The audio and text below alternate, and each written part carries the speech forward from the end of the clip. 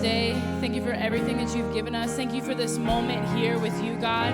Thank you for bringing us all here because you brought us here for a purpose. There's a rhyme and a reason to everything, Lord. Thank you for letting us have this moment of worship with you, God. Please let everybody have a great week and a great weekend and come back strong next week. In Jesus' name I pray, amen. All right. Who's seen the movie Space Jam before? Anybody? Anybody? So if you haven't seen the movie, as you can see, Bugs Bunny, he put a little bit of water in the Gatorade or Powerade bottle. And because they thought it was Michael Jordan's secret stuff, it gave them confidence to go on and play. And if you go on and watch the rest of the movie, they start to fall apart in the second half. And Michael Jordan has this speech where he tells them, it was just water, guys. It was in you the whole time. So today I wanted to talk about, as you can see, being anchored. Being anchored. And when we think of being anchored, a lot of us think of, obviously, a ship, right? They put these huge, heavy metal anchors down. And what does that do? That prevents the ship from floating away, drifting away with the current. It keeps them grounded where they're at. And a lot of times we think of being anchored, and a lot of times it comes with confidence. And we'll kind of get to that. And the verse I want to use today is in the Bible in Hebrews 6:17. Hebrews 6:17. So if you have a Bible app, go ahead and open it up. Hebrews, you can type it in Google. That's pretty quick too. Hebrews 6:17. I'll give you a second to find it, and while you're finding it, I'll just tell you Hebrews was written in the New Testament of the Bible. The Bible is Old Testament and the New Testament. New Testament means what? Anyone know? New Testament means Jesus was alive. Okay, when Jesus was born, Jesus' life, that's the New Testament. So what we're reading out of today is coming after Jesus was born. And it's going to tell us how to be anchored. In verse 17, it said, God also bound himself with an oath, so that those who received the promise could be perfectly sure that he would never change his mind. So God has given both his promise and his oath. These two things are unchangeable because it is impossible for God to lie. Therefore, we who have fled to him for refuge can have great confidence as we hold on to the hope that lies before us. And this is the verse right here. This is the kicker, verse 19. This hope is a strong and trustworthy anchor for our souls. This hope is a strong and trustworthy anchor for our souls. So this is telling us the key right here, the key to being anchored, the key to being grounded and not swayed and not moved is our hope in Jesus. Now the word hope has become so watered down with, I hope the Orlando Magic win the NBA Finals when they're in the bubble. I hope the Jaguars continue their winning streak and go 16-0. I hope. And the word hope has become so watered down to mean I wish. Like there's a long shot, but if everything falls correctly, then it could work out in my favor. And the word hope has been really, really watered down because what hope actually is a feeling or expectation for a desired thing to happen. So hope is kind of expecting things to happen versus wishing it. That's a big difference.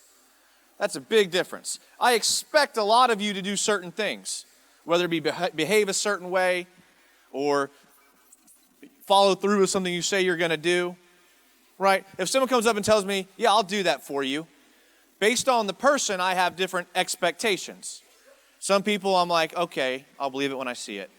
And some people I can be like, all right, awesome, they're going to do it for me, sounds good. Because I know what to expect out of these people. So I want to ask you this question. What is your hope? And that might seem like a weird question. What's my hope? What does that mean? What I mean by that is like, what gets you through the day? What's your motivation to get through the day? And I want you to really think about it. For some people, especially you youngins, you young guys and girls, your parents get you through the day. Your parents wake you up. Your parents tell you to go to bed. Your parents tell you when to get a shower. Your parents tell you to brush your teeth. Your parents make you dinner. Your parents tell you this stuff. And basically, the only reason why you're getting through the day is because your parents. If you get a bad grade in school, your parents will get mad at you, right? But to my older people, we got some Salt College people in here, that drops off pretty quick. And one day your parents aren't going to be your alarm clock. So if your parents are your hope, if your parents are what's getting you through the day, guess what? That's going to end real quick. You can ask some of our older people in here. Right? Some people get you through the day. Your boyfriend or girlfriend gets you through the day. Right? Maybe you get a little older and you get into a serious relationship and you're like, man, just texting them in the morning, texting them in the afternoon, texting them at night, the constant conversation, the constant Snapchat back and forth, that's what kind of keeps me going throughout the day. I'm kind of, does anyone get like really excited when a certain person like texts them or snap them? Right? They're like going through their day, like, man, and you pull your phone out, you're like, oh, let's go, right? And you get, and so, right, that's what gets you through the day is that thing. Some people, it's getting good grades. Some people, it's video games. They can just get home to play video games. Some people, everyone has their thing that kind of gets them through the day, but this is where we have to really check because our hope is really what gets us through the day. And all those other things will fail. Let me ask you another question. And this is a self-reflecting question. And this goes from all ages, regardless if you're a wee middle schooler or you're a college person that has it all figured out. What are you looking forward to? What are you looking forward to? Is it graduation? Man, when you're in college, you are looking forward to graduation. You are just counting down the days. Am I right, Matthias? I'm right. When you're in college, you're looking forward to graduation. You're like counting down the semesters. You're counting down the classes. You have your calendar all laid out when your final exam is. And you're like, if I get to this day, I get to the finish line, that's what I'm looking forward to. But what happens? You get there, same as high school, same as middle school, same as kindergarten. You graduate, and there's just something else waiting for you on the other end. So if that's what you're looking forward to, you never have a real hope. A family. Some people are looking forward to, I just want to have a family. Just want to have a family. Just want to get married, want to have kids. That's what I'm looking forward to. But what happens? Ask anyone that's in a family. Your family lets you down. Your family will let you down, and if that's your hope, then you risk depression, anxiety, other things like that. Here's a big one. Money. How many people, they're looking forward to just making money? Once they get their degree, once they graduate college, they'll do their internship, they'll do their whatever they have to do.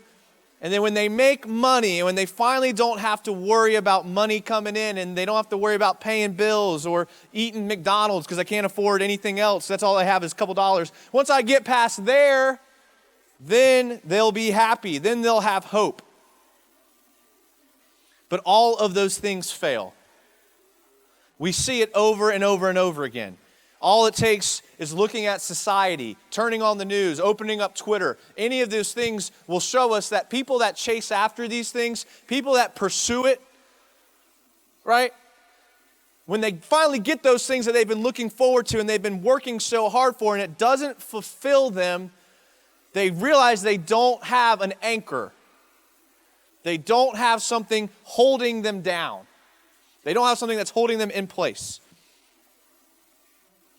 I'm not one to give relationship advice, unless you ask me. Then I will give you all types of relationship advice. But one thing that I always do when people come to me, because I talk to a lot of students that are going through issues, and a big one is I'm struggling with this boyfriend or girlfriend, right? And I have an easy question for them, and it's very simple. It's, do you have any hope for this relationship? Do you see any hope in this relationship? That we can boil everything down to there. Why? Because hope is so fundamentally important. And if you're just in it because you're bored or you're in it because you liked them like a month ago, then guess what? There's no hope. It won't last. Hope is a big thing in life. And it's very important. Has anyone ever watched a basketball game or a sporting event on TV, and one team's down, one team's not doing good, and then all of a sudden, someone hits a three, Then they hit another 3. Then they go down there, same dude hits a 3. Then he's got a heat check. He puts one up from half court, bricks it. That's okay. Goes down there again, hits another 3. And now what happened? This team has momentum. And momentum has taken over the game. And the same things that weren't there are now there, and somehow this team, whether it be the crowd got into it, we hear the crowd when you used to be able to go to games, and then all this stuff, and all of a sudden there's this momentum that happens, and we think, man, the momentum is on their side, the momentum has shifted. That's what we call positive momentum. And what's funny is, if you ever study statistics, statistically, math and science, we can't prove why momentum works. If you take a 70% shooter and they've shot and made 4 shots in a row, statistically, they're at their lowest odds of making that 5th shot because they're a 70% shooter. But what happens? When they put up that 5th shot, we all expect it to go in. We all expect the team that has momentum. Science can't explain it. It's called the hot hand theory. No one understands why it happens. There's something that's unaccounted for that's happening, and it's momentum. And a lot of times we have to realize that hope is what gives us positive momentum. And we always like to talk about positive momentum. We love talking about how, man, things started going good. I got a good grade in class. I got a job. I got a girlfriend. Things are going good. I'm making money. I just got a new pair of shoes. I look good. Things are going good. But we don't ever talk about negative momentum, because momentum goes the other way too. Does anyone ever feel like they were in a downward spiral? Like, oh my gosh, I stubbed my toe when I woke up, then I forgot my homework, I didn't eat breakfast, so I was cranky, right? And we have this negative momentum that happens because it happens both ways. In 1 John 5:13-15, it says, I have written this to you who believe in the name of the Son of God, so that you may know you have eternal life. And we are confident that he hears us whenever we ask for anything that pleases him. And since we know he hears when we make our requests, we also know that he will give us what we ask for. This Bible verse is saying, if you need me to summarize it for you, is you can be confident that God is with you and that God hears your prayers and that he will give you what you need. And when you have confidence, you have momentum. And when you have momentum, you have hope. And when you have hope, you're anchored. So it all starts with the hope. When you're in despair, meaning when you're like low of low and you're not doing good, logical thinking won't help you. Thinking to yourself, how am I going to pull myself out of this situation? It never helps. How often do you try to analyze your situation and overanalyze what you're doing? It happens all the time. We sit there, we get in our own thoughts, we're laying in bed, we can't sleep, we're thinking to ourselves, how am I going to get myself out of this situation? How am I going to pull myself out of this? And when you're going through depression and you're going through anxiety and you're dealing with some real life issues that hit you, like how am I going to pay my bills? How am I going to pay for this class? I have to pay this class by this date, financial aid, I'm not getting it. I don't have the money, I can't afford the books. When you get hit with real life situations, then you need hope. You need things that can help you. And you will exhaust yourself trying to figure out what God's reasons are for things happening in your life. The reason why hope is so important is because you can be confident. We can be confident because God doesn't operate in the natural laws. When we think about like the natural things like gravity, there's a natural law for gravity, right? We know that gravity exists. There's a law for it. There's no natural law for God's confidence in your life. There's no law for the hot hand theory. You just know it because it's there. Hope assures that we can be confident because it's the law of God, not the law of man. Another thing that you know about true hope and being anchored is it kind of shows itself in its actions. Whenever people tell me, yeah, I'm doing good, you know, I'm doing good things, I'm feeling right with God, I can always tell if that's true or not by their actions. Because how you act and what you do will really show where your heart's at. We often think things will bring us hope, right? If I get a new car, anyone ever bought a new car? Not a new car, maybe a used car, but you bought your own and it's yours. For the first 6 months to even a year, you're stoked on that car. You're showing it off to everybody. You're keeping it clean. You're, riding with the windows down, music turned up, making sure everyone knows who's in the car, making sure everyone sees you. You want to be noticed in your new car. But what happens after 6 months to a year? You're just over it. And then you start throwing your McDonald's wrappers on the ground. You got 50,000 empty water bottles in the back seat, right? You don't know what's going, because natural things in life that you chase after, they bring you happiness for just a short amount of time. And so often people in the world, they get caught in this cycle of trying to get things to make them happy, and it makes them happy for a minute, and then they're right back where they were. Financial stability, we talked about that. People think if they can just get paid, if they can just get a paycheck, if they can get on salary at their work, if they can get a better paying job, if they can get more hours at work, if they can get a job, they think if we can do this, then we'll be happy. But we know that money doesn't buy happiness. We think if we get into a relationship, that'll make us happy. Here's a little clue for you though. If you're not happy when you get into a relationship, you're not only now taking on your unhappiness, but you're taking on someone else's unhappiness. So if you can't handle your own happiness and you can't get yourself happy, getting in a relationship isn't going to do it. You're just going to magnify your problems. You're going to double your problems that you have because now there's two people. There's a couple of unhappiness. True hope, and this is what I want you to get out of this. True hope comes by trusting God when situations are difficult. It's easy to trust God when things are going good. But trusting God when things are difficult, that's what brings confidence. That's what brings hope. I talked about here at the school, I got to talk to the students, which was awesome. I talked to them about their mindset and their thought process and the way that they're thinking. And I talked about how it's the most powerful thing that you have.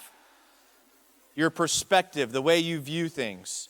You can change the way you look, you can change the way you dress, you can change the way you talk, you can change your social circle, you can change your boyfriend or girlfriend, you can change your school, you can change your youth group, you can change your church. You can do all of that, but until you change your mindset and how you're viewing things, you're going to get stuck in this repetitive cycle of always dealing with the same issues, but they're just looking a little bit different.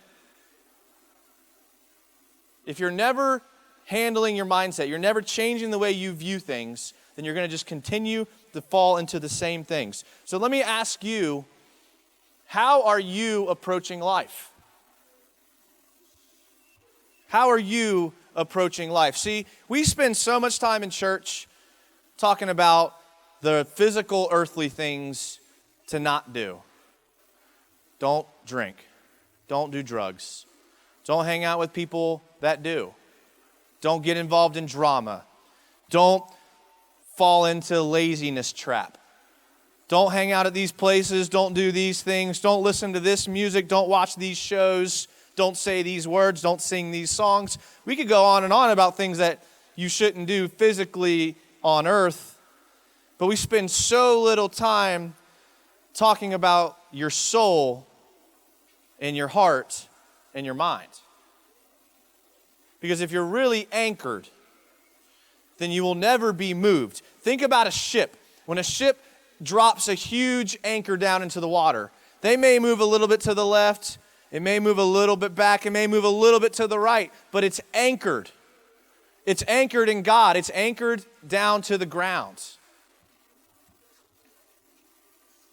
If you can have that anchor, if you can have that security, then you'll know that God is always with you. In difficult situations, look, we're not here for the easy situations. And there's people here that are here tonight that just came just to hang out with the cute girl sitting next to them. And they're talking the entire time during the service. And they're on their phone the entire time. And you know what? Good. I'm glad those people are here. But you know what? That's not what being anchored is about. Being anchored is about being seen where you want to be seen. Being anchored is about looking good for 1 second or making someone laugh one time. Being anchored is about when life gets really hard, having a solid foundation that, you know what, this current is strong, this storm is strong, and my boat's moving kind of far, but my anchor is down. So no matter how far I feel away from God, no matter how far I feel away from church, away from good friends, if you know you're anchored and you read the Bible, it says that you can never go away from Him and that you can be confident in that what you're doing, He's always there for you. And you're never too far away. I talk to people all the time. I invite them to the salt service and they're like, man, Jason, I haven't been to church in 10 years. I haven't been to church since this. Man, after my mom kicked me out of my house, I said I'd never go back to church. That's where people like my mom go. Or last time I went to church, they judged me for this. And I say, you're not anchored. You're not anchored. Because those situations that look like they're devastating, those situations that look like that you've moved far away, that you're not. But in that first verse that we read, it said you can have confidence that it's in you the whole time. We showed the Space Jam clip. It was there the whole time. So often that happens to us. We get into this pity party. We get into this self-loathing. Woe is me. Life's not fair. You're right. But you know what's in you? The strength to get through it. And the strength to come out stronger and learning from it. And guess what? You going through it might have been painful, but God's just setting you up for the next phase in life where you can be more influential. And you look back at that battle, and you're like, man, that's nothing. Some of you are going through so many battles, and you fight so many battles, that when other people complain, you look at them and you're like, I wish that's what I was going through. I wish that was my biggest problem. I wish I was worried about something as minor as that. But that's because God is training you up to be a fighter and to battle in these situations. I'm going to finish up with one verse, so I want the band to come back up, because I'm a big believer. If you're wondering, if you're new, it's your first time, you wonder why we close with worship. Because God will work on your heart in worship. If you use this time to sing the songs as a prayer, if you use the time to really look at the words you're singing, analyze your heart, and ask yourself, is this really what I believe? Because the reason why it's so important to be anchored is because storms in life will come. And if you haven't gone through a storm in life, you just haven't lived long enough. That's the bottom line, because they will come.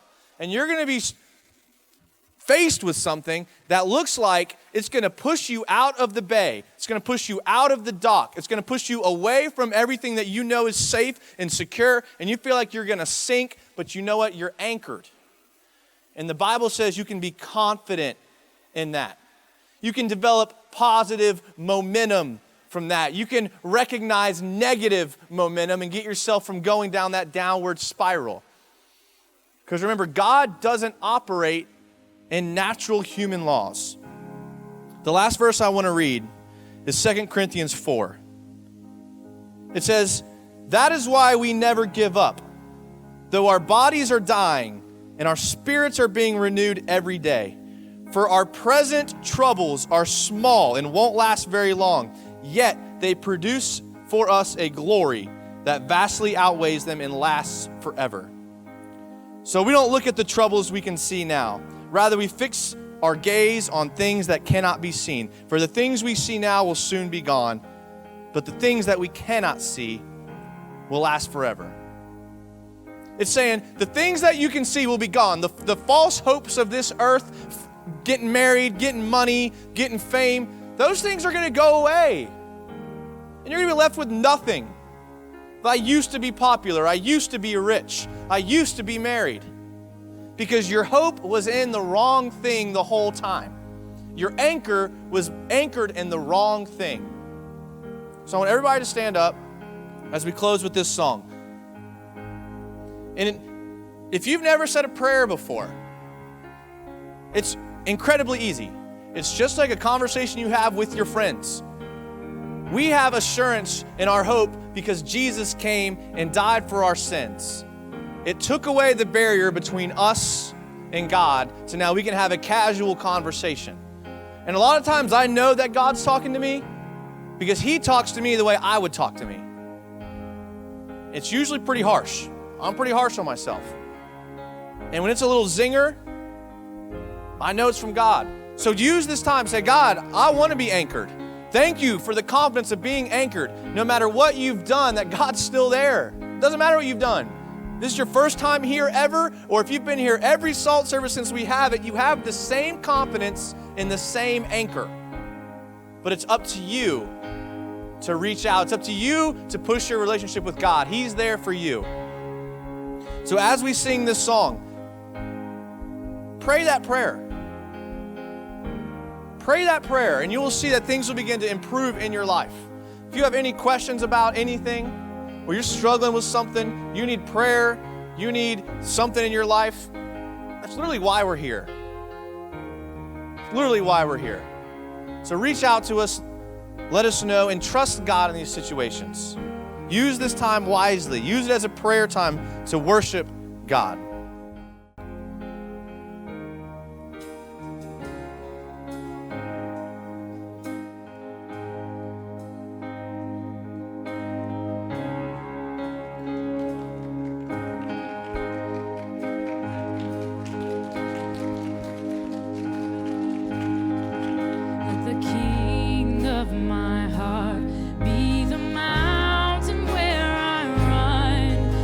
Fountain I